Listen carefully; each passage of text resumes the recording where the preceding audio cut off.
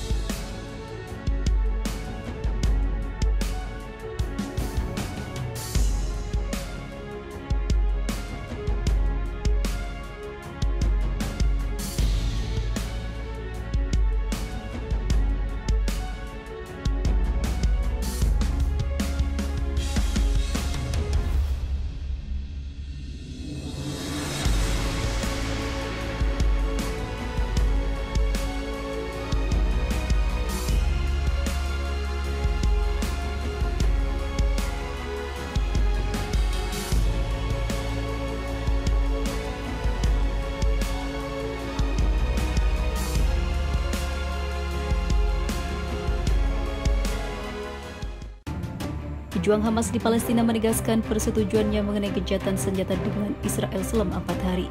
Gencatan ini bagian dari pembebasan sandera dengan imbalan pembebasan tahanan Palestina dari penjara-penjara Israel. Setelah berhari-hari perundingan yang alot, kami mengumumkan bahwa kami mencapai kesepakatan mengenai gencatan senjata kemanusiaan selama 4 hari berkat upaya berkelanjutan dan andal dari Qatar dan Mesir, kata Hamas di Telegram mengutip dari TASS. Hamas menegaskan isi perjanjian tersebut adalah pihaknya akan membebaskan 50 tahanan perempuan dan anak-anak di bawah 19 tahun. Sebagai imbalannya, Hamas menerima pembebasan 150 perempuan dan anak-anak di bawah 19 tahun dari penjara Israel. Perjanjian juga mengharuskan kedua belah pihak menjamin penghentian semua tindakan militer di seluruh wilayah jalur Gaza. Ratusan truk pembawa bantuan kemanusiaan darurat dan medis serta bahan bakar juga dibolehkan masuk seluruh jalur Gaza. Selain itu, semua lalu lintas udara akan dihentikan sepenuhnya di selatan dan sebagian utara Gaza. Penghentian tersebut berlaku setiap hari antara pukul 10 hingga 4 waktu setempat. Selama masa gencatan senjata, pasukan pendudukan atau pasukan Israel berjanji untuk tidak menyerang atau menangkap siapapun di semua sektor jalur Gaza dan memastikan pergerakan bebas orang dari utara ke selatan melalui jalan raya Salah ad-Din, kata pernyataan tersebut. Presiden Amerika Serikat Joe Biden menyambut baik kesepakatan pembebasan sandera yang disandra Hamas selama serangan terhadap Israel selama ataupun Selasa 21 November 2023. Biden menambahkan kesepakatan itu juga akan membawa lebih banyak sandera Amerika kembali. Kesepakatan hari ini akan membawa pulang lebih banyak sandera Amerika dan saya tidak akan berhenti sampai merasa semua dibebaskan, katanya dalam sebuah pernyataan. Moskow juga menyambut baik kesepakatan yang dicapai antara Israel dan Hamas mengenai jeda kemanusiaan 4 hari. Moskow juga memuji upaya Qatar dalam mempraktikkan seruan global untuk melakukan deeskalasi. Moskow menyambut baik perjanjian gencatan senjata selama 4 hari antara Israel dan Hamas, sesuatu yang diserukan Rusia sejak konflik meningkat, kata juru bicara Kementerian Luar Negeri Rusia Maria Zakharova seperti dikutip dari TASS. Sebelumnya, Kementerian Luar Negeri Qatar membenarkan Israel dan Hamas menyetujui gencatan senjata 4 hari. Badan diplomatik Qatar mengatakan tingkat ataupun tanggal yang efektif akan diumumkan dalam 24 jam ke depan. Rudal Hizbullah hancurkan drone Hermes Israel. 5 pasukan IDF tewas di pertempuran jalur Gaza.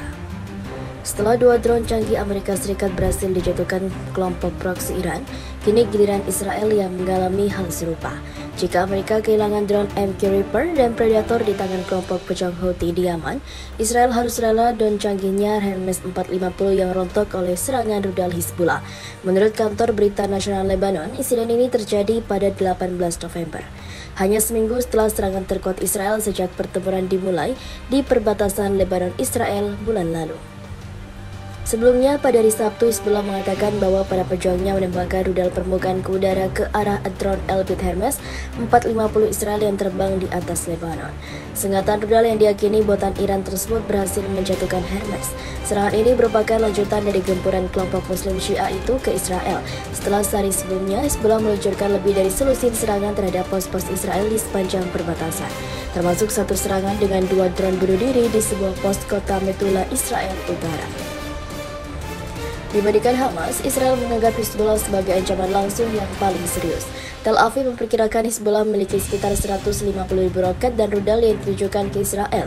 Merespon hilangnya drone mereka, tentara Israel mengerahkan drone dan menembakkan 2 roket ke sebuah pabrik aluminium di daerah Nabatieh di Lebanon Selatan, yang menyebabkan pabrik tersebut terbakar dan menimbulkan kerusakan parah. Ini merupakan serangan pertama di wilayah Nabatieh sejak Perang tahun 2006 antara Israel dan Hizbullah. Belum ada komentar langsung dari militer Israel mengenai serangan terhadap pabrik tersebut. Namun, menurut sumber Associated Press, tentara Israel saat ini sedang menyerang posisi pasukan Hizbullah dan akan memberikan informasinya nanti. Hizbullah mendukung Hamas, saingan Israel dalam konflik jalur Gaza. Setelah konflik Israel-Hamas pecah, Hizbullah menembakkan roket ke Israel untuk menunjukkan solidaritas yang menyebabkan bentrokan sepanjang perbatasan. Selama Gaza atau perang di Gaza berlanjut, semua kekuatan perlawanan akan terus memberikan tekanan pada Israel, tegas pejabat senior Hizbullah Hashem Safieddine. Menurut statistik dari kantor berita AFP, setidaknya 90 orang tewas dalam pertempuran lintas batas. Kebanyakan dari mereka adalah pejuang Hizbullah dan setidaknya 10 orang adalah warga sipil. Pasukan IDF mengumumkan pada Sabtu malam bahwa 5 tentara mereka tewas dalam pertempuran di jalur Gaza. Mereka juga merilis nama seorang tentara tambahan yang sebelumnya tewas ketika mereka mengalihkan serangannya ke timur laut pusat kota Gaza, ke Zaitun dan Jabalia, lingkungan sekitar. Dan para prajurit terbunuh adalah Kapten Eden Pavisor, 21 dari LV-Nase, Staf SGT, Shlomo Gufonik, dan Modin, Sersan Staf Shashar Fitman, 21 tahun dari Yerusalem, dan Mayor Jamal Abbas, 23 tahun dari Mafkin. Staf Sersan Adi Malik, 19 tahun, bagian dari Brigade Nahal, berasal dari desa Druz di Betchan. Menurut Kan News, 64 tentara dari kota Druzia tewas dalam pertempuran. IDF, nama Maxtar Dikni 43 dari Son Lezion, seorang paramedis di Brigade Selatan Divisi Gaza yang terbunuh pada 7 Oktober. IDF mengatakan pasukan mereka kini beroperasi di pinggiran Zaitun, termasuk Shed Lijin dan Rimal, untuk membersihkan wilayah tersebut dari Hamas. Menurut IDF, wilayah tersebut merupakan pusat komando dan kembali Brigade Gaza Utara, dan disinilah salah satu posisi ancaman paling signifikan berada, dengan 4 batalion Hamas beroperasi di sana.